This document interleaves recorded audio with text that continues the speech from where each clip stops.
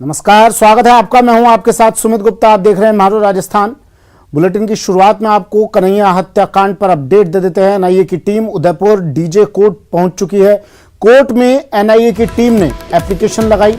दस्तावेज और आरोपी को सौंपने के आदेश अब कोर्ट दे सकती है। बड़ी खबर टीवी स्क्रीन पर। कन्हैया हत्याकांड में बड़ा अपडेट। एनआईए की टीम ने एप्लीकेशन लगाई कोर्ट में। दस्तावेज और आरोपियों को सौंपने के लिए एप्लीकेशन आदेश अब कोर्ट दे सकती है। कपिल मेरे सहयोगी हमारे साथ फोन लाइन पर जुड़ गए हैं उदयपुर से। कपिल, क्या अपडेट? देखिए, इस समय भी एनआईए की टीम उदयपुर के डीजे कोर्ट में मौजूद है और उस पूरे मसले पर लगभग सुनवाई पूरी हो चुकी है और संभवतः कुछ ही देर में फैसला भी आ जाएगा। जो जानकारी है उसके अनुसार ये मांग की गई है कि जो निर्णय जो कि पूरा केस है उसे एनआईए के सुपुर्द में कर दिया जाए। इसके अलावा एक महत्वपूर्ण जानकारी, जो 2 आरोपी आज गिरफ्तार किए गए थे, मोहसिन नाम के जो 2 आरोपी गिरफ्तार किए गए थे, अब तक कुछ देर बाद में इन आरोपियों को कोर्ट में पेश किया जाएगा। अब देखिए कि जो पूरी तैयारियां हैं वो चुकी है और जो इस समय कुछ गहमा गहमी जरूर फिर से देखने को मिली है। संभवतः कुछ जो कोर्ट है बहुत जल्दी आदेश जो है वो सुना सकता है। कुछ ही देर में 2 और आरोपियों को पेश किया जा सकता है और जो मोहसिन और आसिफ, जिन 2 आरोपियों को पेश किया गया सबको यहाँ पर अभी एसआईटी द्वारा लाए जाएंगे। उसके देर बाद कोर्ट आदेश दे देगा और जब पूरा मामला एनआईए के पास जाएगा उसके बाद में एनआईए सभी आरोपियों को अपनी कस्टडी में ले लेगी। साथ ही जो सभी दस्तावेज है वे भी एनआईए को सुपुर्द कर दिए जाएंगे। तो इस समय कार्रवाई जारी है। कितनी देर में कोर्ट का आदेश आ सकता है? देखिए, किसी भी समय कोर्ट का आदेश आ सकता है क्योंकि लगभग इस पर जो कार्रवाई है वो पूरी हो चुकी है। किसी भी समय आदेश आ सकता है। जो डीजे हैं वो इस समय अपने चैम्बर में मौजूद है और एनआईए की टीम कोर्ट परिसर के बाहर खड़ी हुई है। जो पब्लिक प्रोसिक्यूटर है वो भी कोर्ट के बाहर मौजूद है। तो कुछ ही देर में आ सकता है। सभी इंतजार कर रहे हैं। लेकर आएगी टीम। कल हमने जिस तरह से देखा था, कुछ वकील, बड़ी संख्या में वकील वहां पर मौजूद थे, जिस तरह की तस्वीरें कल दिखाई दी थी, क्या आज भी कुछ ऐसा माहौल, तस्वीरें नजर आ रही है? कपिल, देखिए, अभी इस तरह का माहौल कोर्ट में बनता नजर नहीं आ रहा है क्योंकि ये जो 2 आरोपी हैं, वो जो कल जो 2 आरोपी लेकर आए थे, मोहम्मद रियाज अतारी और गौस मोहम्मद, उनके खिलाफ लोगों में खासा आक्रोश था क्योंकि उन्होंने जिस निर्ममता से हत्या की थी उसके बाद में लोग काफी गुस्से में थे। ये जो 2 अन्य आरोपी लेकर आ रहे हैं, ये षड्यंत्रकर्ता हैं, षड्यंत्र में शामिल लोग हैं। तो इन षड्यंत्रकर्ताओं को लेकर यहाँ पर आ रही है। हालांकि अभी तक बहुत ज्यादा जानकारी कोर्ट परिसर में नहीं है आरोपियों को लाने की, लेकिन हमारे सूत्रों से जो जानकारी मिली है तकरीबन आधे घंटे के अंदर अंदर एसआईटी की टीम उन्हें यहाँ लेकर आ जाएगी और उनको जज के सामने पेश कराया जाएगा। जी, ठीक है। कोर्ट में एनआईए की टीम ने एप्लीकेशन लगाई है। दस्तावेज और आरोपी को सौंपने का आदेश कुछ ही देर बाद, सहयोगी कपिल बता रहे हैं, कुछ ही देर बाद आदेश कोर्ट दे सकती है। उदयपुर हत्याकांड में एक और अपडेट आपको दे देते हैं। आज जयपुर एनआईए कोर्ट में आरोपियों को पेश किया जाएगा। एनआईए कोर्ट में इन आरोपियों को पेश किया जाएगा। कोर्ट में इनकी पेशी हो सकती है। एनआईए इनका रिमांड मांग सकती है। कपिल जुड़े हुए हमारे साथ। कपिल, रिमांड पर आज एनआईए डिमांड कर सकती है इनको लेने के लिए? जी बिल्कुल। देखिए, संभवतः एनआईए रिमांड पर ले सकती है। जो जानकारी मिल रही है उसके अनुसार यहाँ उदयपुर कोर्ट के जो आदेश होंगे उसके बाद में अग्रिम जो कार्रवाई है उसमें एनआईए की टीम जुटेगी क्योंकि यहाँ के आदेश बेहद महत्वपूर्ण रहेंगे। यहाँ के आदेश जो सुपुर्दगी के आदेश होंगे तभी एनआईए जो है इस केस को टेक ओवर करते हुए अपनी कस्टडी में आरोपियों को ले पाएगी। कोर्ट में रिक्वेस्ट करके उन्हें रिमांड पर लेने के प्रयास कर पाएगी। लेकिन सबसे पहले उदयपुर कोर्ट के आदेश इंपॉर्टेंट है। यह आदेश आने के बाद ही एनआईए की जो आगे की प्रक्रिया है वो शुरू हो पाएगी। हाँ, शंकर मेरे सहयोगी भी हमारे साथ जुड़ गए हैं दिल्ली से। शंकर, एनआईए की टीम पहुंची है यहाँ पर और अब एनआईए दोनों आरोपियों की, जो दूसरे 2 आरोपी हैं उनको भी पेश कर रही है। रिमांड पर लेने की भी बात की जा रही है। कुछ बड़े खुलासे होने की संभावना है अब? और शंकर, देखिए, जब कोई केंद्रीय जांच एजेंसी की जो तफ्तीश के मामले पे आती है तो निश्चित तौर पे वो तमाम जो उनका जो तफ्तीश करने का एंगल होता है वो थोड़ा सा अलग होता है स्टेट पुलिसिंग से। और जिस तरह से इस मामले में आतंक और आतंकियों संगठनों से जुड़ा हुआ मामला सामने आ रहा है, जिस तरह से बकायदा इस मामले पर कई तरह के इनपुट निकल के आ रहे हैं, लिहाजा इस मामले की गंभीरता को देखते हुए केंद्रीय जांच एजेंसी एनआईए को इस मामले का तफ्तीश का जिम्मा सौंपा गया।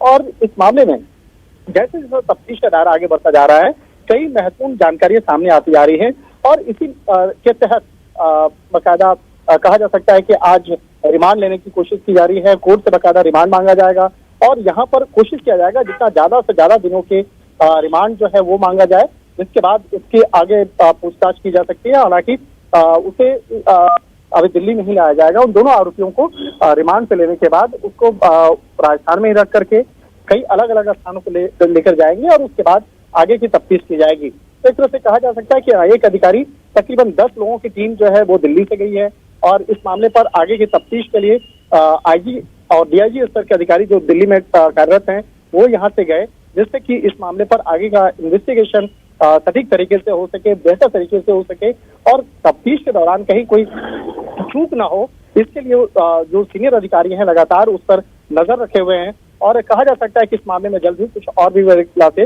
देखने को मिल सकता है। अच्छा, हर एंगल को लेकर खैर एनआईए है, तफ्तीश का तरीका भी का भी स्वरूप भी काफी वृहद होगा एनआईए का। इन पॉइंट्स को लेकर भी बातचीत की जाएगी, जांच की जाएगी, क्योंकि ये लोग सामने ये भी आया है शंकर, ये लोग कई बार पाकिस्तान गए, नेपाल गए और दूसरे देशों में गए, तो उसको लेकर भी इस एंगल को ध्यान में रखते हुए भी पूछताछ की जाएगी। और निश्चित रूप देखिए यहाँ पर कई संगठनों के साथ में इन दोनों आरोपियों का नाम जो है वो सामने आ रहा है और जिस तरह से पहले कई अलग अलग संस्थाओं के लिए कई संदिग्ध आतंकियों के साथ में उससे जो संबंध सामने आया है, लिहाजा इसी बात को ध्यान में रखते हुए आगे की तफ्तीश की जा रही है और उसके बाद आगे खंगाला जा रहा है कि किस तरह से इन लोगों की भूमिका काफी संदिग्ध रही है। जिस तरह से इस हत्याकांड को अंजाम दिया गया है तो इसमें किस तरह से किन किन लोगों के संपर्क में जुड़ा हुआ था और किस तरह से कई स्पेशल सेल के साथ में जुड़ करके स्पेशल जो स्लीपर सेल जो होता है जो कई उत्तर प्रदेश, राजस्थान और राजधानी दिल्ली के अंतर्गत में कई ऐसे स्लीपर सेल के बारे में पिछले कुछ समय पहले जानकारी मिली थी, जिसमें कि ये पता चला था कि विशेष तौर पर कई ऐसे स्लीपर सेल हैं जो राजस्थान के संभावना है स्लीपर सेल्स के होने की भी।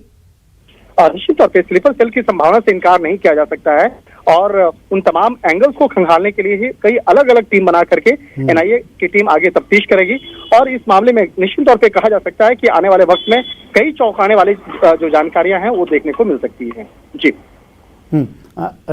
एक और बड़ी खबर आ रही है, उदयपुर हत्याकांड में एक और बड़ा अपडेट है। 2 और आरोपियों को गिरफ्तार किया गया है। 3 लोग हिरासत में हैं। हत्या की साजिश रचने के आरोप में इनकी गिरफ्तारी हुई है। मोहसिन और आसिफ को गिरफ्तार किया गया। दोनों को आज एनआईए कोर्ट में पेश किया जाएगा। हिरासत में लिए गए 3 अन्य से पूछताछ की जा रही है। कपिल जुड़े हुए हमारे साथ। व्यक्ति से बात कर रहे हैं, उसने आप चलिए, मोहसिन और आसिफ की गिरफ्तारी हुई है। हत्या की साजिश रचने के आरोप में 3 अन्य से पूछताछ भी चल रही है। अब एनआईए रिमांड पर भी इन दोनों आरोपियों को रिमांड पर लेने की आज मांग कोर्ट से कर सकती है। कपिल जुड़े हमारे साथ। कपिल, अपडेट क्या? देखिए, अभी एनआईए के जो अधिकारी हैं वो कोर्ट परिसर के बाहर मौजूद हैं। बताया जा रहा है कि कुछ देर और लग सकती है फैसला आने में। दूसरी ओर आसिफ और मोहसिन जो 2 आरोपी आज इस पूरे मसले में षड्यंत्र रचने के मामले में गिरफ्तार किए गए थे, उन्हें लाने की तैयारी की जा चुकी है। कुछ ही देर में उनको कोर्ट परिसर में लाया जाएगा। पूरी सुरक्षा जरूर रखी जाएगी क्योंकि ये भी उसी मामले से जुड़े हुए आरोपी हैं। मोहसिन और आसिफ के बारे में आप कुछ बता सके कपिल? देखिए, बहुत ज्यादा स्पेसिफिक जानकारी एसआईटी द्वारा अभी जारी नहीं की गई है, लेकिन एक बात स्पष्ट जरूर की गई है कि पहले इस पूरे मामले में जब एफआईआर दर्ज की गई तो धारा 120 भी षड्यंत्र रचने की धारा इसमें नहीं लगाई गई थी। लेकिन जो कुछ लोगों को डिटेन किया गया था, डिटेन करने के बाद जब उनसे पूछताछ की गई तो हत्यारों के अलावा षड्यंत्रकर्ता भी सामने आए और ये मोहसिन और आसिफ ये षड्यंत्रकर्ता के रूप में गिरफ्तार किए गए। अभी इन्होंने किस तरह से जो मोहम्मद रियाज अतारी है और मोहम्मद गौतम की मदद की थी, ये स्पेसिफिक अभी तक जानकारी जो है वो एसआईटी द्वारा साझा नहीं की गई है, लेकिन षड्यंत्रकर्ता के रूप में इन्हें गिरफ्तार किया गया है। अच्छा, ये कुछ जानकारी सामने आ पाई, ये दोनों कहाँ से इनका संपर्क कहाँ से है, कहाँ के रहने वाले हैं और साजिश इन्होंने कहाँ बैठकर रची, किस तरह से ये मुख्य आरोपियों के संपर्क में थे, क्या इस बारे में कुछ डिटेल मिल पाई? देखिए, कोई जानकारी साझा नहीं की गई है। केवल और केवल जो गिरफ्तार आरोपी उनके नाम बताए गए और जो धारा जो 120 भी जोड़ी गई है ये जानकारी दी गई है। इसके अलावा एफआईआर को और मजबूत बनाने के लिए भी और कड़ी बनाने के लिए कुछ और धाराएं जोड़ी गई है। एसआईटी का कहना है कि जो इंजरी रिपोर्ट जब सामने आती है उसके बाद में स्थिति और स्पष्ट होती है तो जो इंजरी रिपोर्ट कन्हैयालाल साहू और जो उसका जो साथ में ईश्वर सिंह जो घायल व्यक्ति है, इनकी इंजरी रिपोर्ट जब मिली तो उसके बाद में धारा 307 एफआईआर में जोड़ी गई।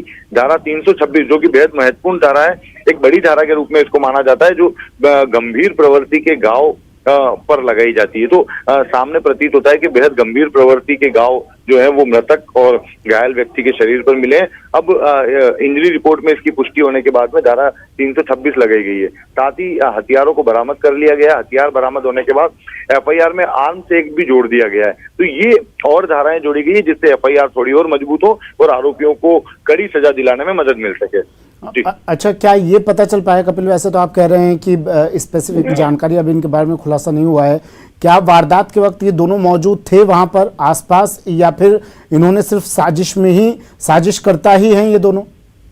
देखिए, फिलहाल साजिशकर्ता के रूप में लिया गया है। संभवतः जो हमें जानकारी मिल रही है उसके अनुसार जो मैसेज कन्वे करने वाले जो लोग हैं वो इन दोनों आरोपियों द्वारा किया गया हो, ये संभावनाएं जताई जा रही है कि जो रेकी करनी हो, या फिर रेकी के अलावा अगर हम बात करें कि उसकी दुकान कब खुलेगी, या फिर जो दूसरे मैसेजेस जो देने हैं उसमें ये लोग शामिल हो सकते हैं। और साथ ही जो धमकी देने वाले जो लोग थे, जो जिसने कन्हैयालाल साहू को धमकी दी थी, उसमें भी ये शामिल हो सकता है। तो ये संभावनाएं जताई जा रही है, लेकिन एसआईटी जब इस पूरे मामले को स्पष्ट करेगी तभी जानकारी सामने आ पाएगी कि किस तरह की संलिप्तता इस पूरे मामले में इन आरोपियों की थी। अच्छा, एक बात और कपिल, मोहम्मद गौस जो मुख्य आरोपी, दो मुख्य आरोपी हैं जिन्होंने इस वारदात को अंजाम दिया है, उन्होंने एक ग्रुप में फोटो शेयर की थी, उस टेलर की फोटो शेयर की थी उन्होंने एक ग्रुप में, और कहा था ये जहां भी दिखे इसे जान से मार दो। क्या उस ग्रुप की जांच की गई, व्हाट्सएप ग्रुप की? क्या पता लगाया गया कौन कौन उस ग्रुप में शामिल थे? उस ग्रुप के मेंबर्स के बारे में क्या जांच की जा रही है?